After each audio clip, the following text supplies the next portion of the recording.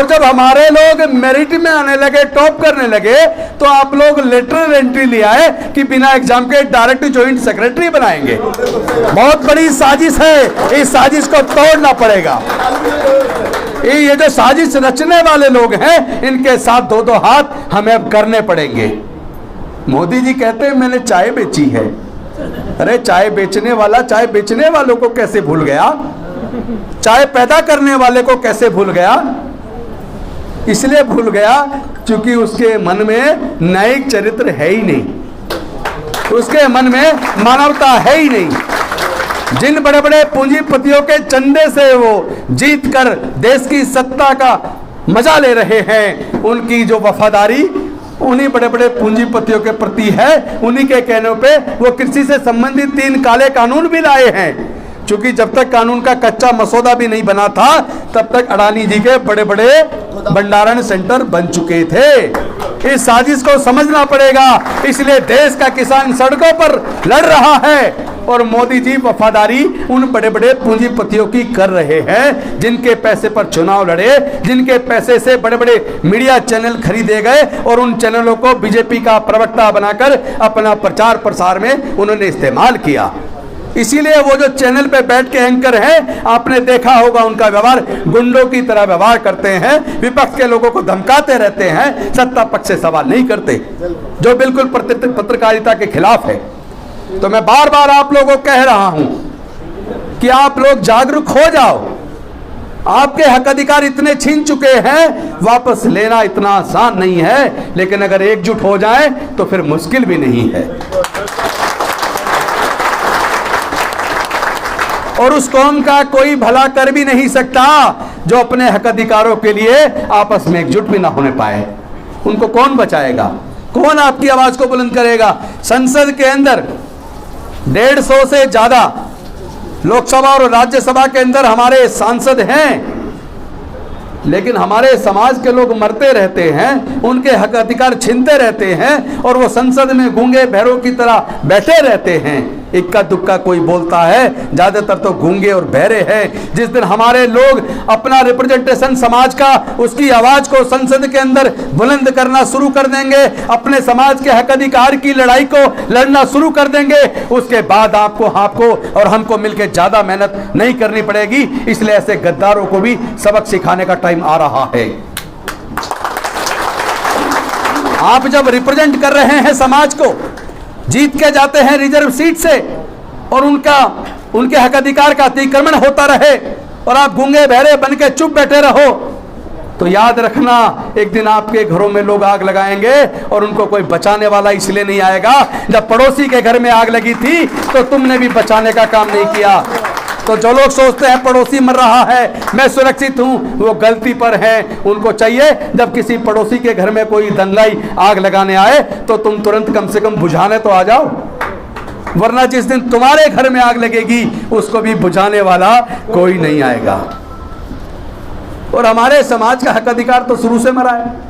आपको पता शंभुक ऋषि की हत्या क्यों हुई? आपको पता है एकलव्य का अंगूठा क्यों मांगा गया? आपको पता है अभी आए दिन घोड़ी से उतार दिया जाता है।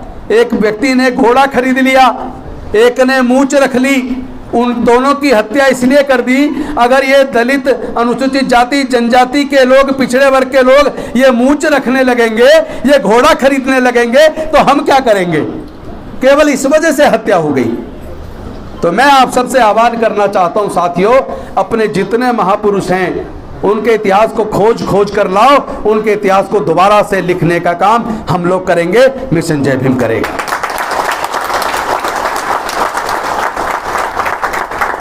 और ये समय की मांग है।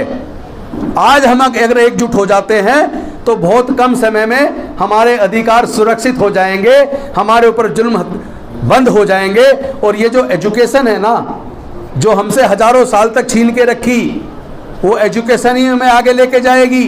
मैं बार बार अरविंद केजरीवाल जी का धन्यवाद क्यों करता हूं? उसका सबसे बड़ा कारण ये है कि दिल्ली देश का नहीं बल्कि दुनिया का पहला राज्य है जिसने अपने टोटल बजट का 26% एजुकेशन पे खर्च करके गरीब से गरीब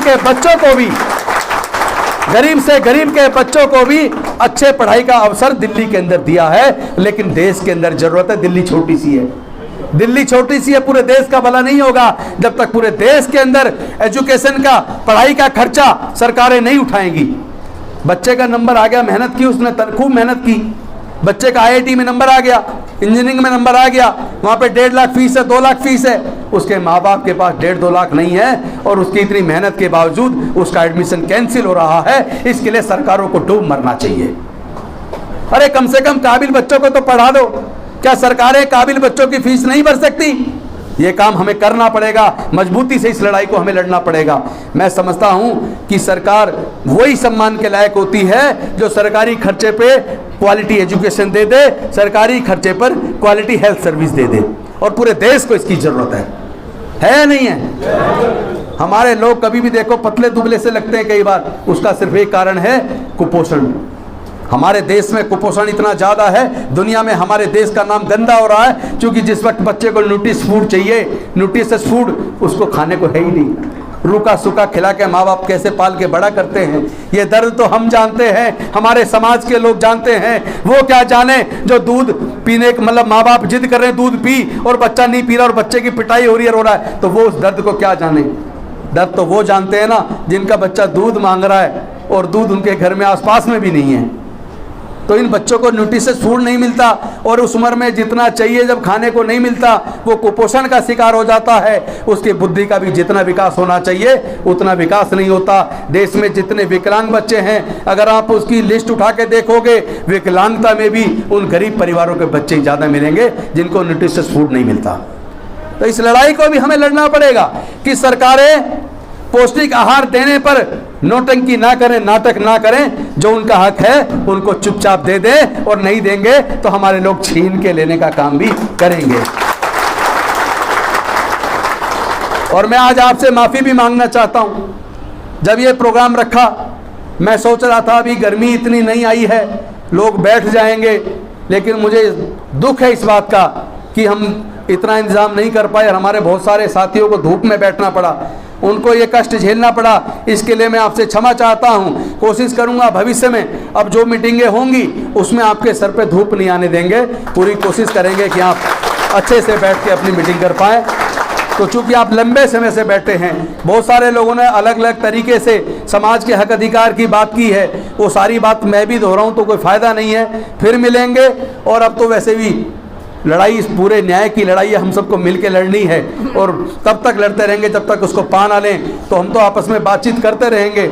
मैं इन्हीं शब्दों के साथ, इस आह्वान के साथ आपको आमंत्रित करूंगा कि खाना बहुत तैयार है, कोई भी साथी खाना खाए बिना मत जाए, क्योंकि ये खाना आपका अपना है, ये किसी ने दिया नहीं है, ये खाना आपका अपना है। आप खाना खा के जाएं और साथ में समाज को एकजुट करें। ये हक और अधिकार की लड़ाई अब समय आ गया है, इसको सही दिशा में लेके, एकजुट होकर मजबूती के साथ सही दिशा में लेके हम जाएंगे और अपने लोगों को न्याय दिलाने का काम करेंगे, जातियों को तोड़ने का काम करेंगे, समाज को जोड़ने का काम करेंगे। बहुत बहुत धन्यवाद। जय भीम, जय भारत, नमो बुद्धाय।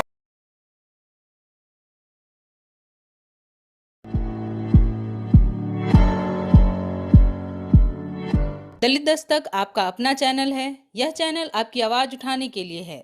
इसको जरूर सब्सक्राइब करें और अपने दोस्तों से भी करवाएं। बेल आइकॉन पर भी जरूर क्लिक करें।